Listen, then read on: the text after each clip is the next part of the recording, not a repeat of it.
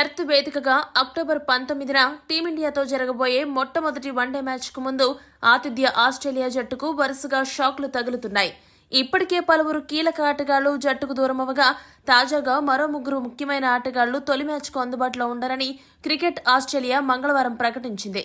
గాయాలు, వ్యక్తిగత కారణాల వల్ల ఆస్ట్రేలియా ఎదుర్కొంటున్న ఈ గాయాల సునామీ సిరీస్ ప్రారంభానికి ముందు భారత్కు అతిపెద్ద సానుకూలంగా మారింది. ఇప్పటికే కమిన్స్, మ్యాక్స్వెల్ గాయాల కారణంగా ఆస్ట్రేలియా స్క్వాడ్లో సెలెక్ట్ అవ్వలేదు. ఇప్పుడు స్క్వాడ్లో సెలెక్ట్ అయిన ఆటగాళ్లలో ఓ ముగ్గురు ఆటగాళ్లు ఈ లిస్టులో చేరారు. ఆ వివరాలేంటో ఇప్పుడు మనం చూద్దాం. ఈ లిస్టులో ఉన్న మొదటి ఆటగాడు జోష్ ఇంగ్లీష్. ఈ వికెట్ కీపర్ బ్యాట్స్మెన్ పిక్క కండరాల గాయం నుండి ఇంకా పూర్తిగా కోలుకోలేదు. దీంతో అతను తొలి వన్డేకు అందుబాటులో ఉండడని, అక్టోబర్ 25వ తేదీన సిడ్నీలో జరిగే 3వ వన్డే నాటికి ఫిట్నెస్ సాధిస్తాడని ఆశిస్తున్నట్టు క్రికెట్ ఆస్ట్రేలియా తెలియజేసింది. అతని స్థానంలో వికెట్ కీపర్గా జోష్ ఫిలిప్ను జట్టులోకి తీసుకున్నారు. ఈ లిస్టులో ఉన్న మరొక ఆటగాడు ఆడమ్ జంపా.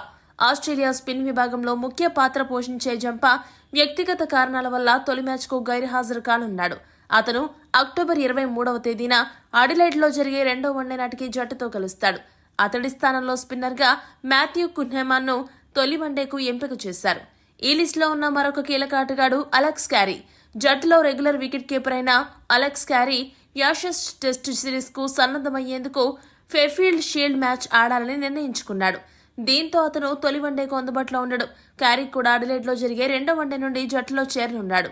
మొత్తం మీద రోహిత్, కోహ్లీల రీఎంట్రీతో బలంగా కనిపిస్తున్న టీమిండియాపై ఎదురుదాడి చేయాలని భావిస్తున్న ఆస్ట్రేలియాకు ముఖ్యంగా కీలక స్పిన్నర్ జంపా, వికెట్ కీపర్లు ఇంగ్లీష్, క్యారీ తొలి మ్యాచ్కు అందుబాటులో లేకపోవడం పెద్ద లోటనే చెప్పాలి.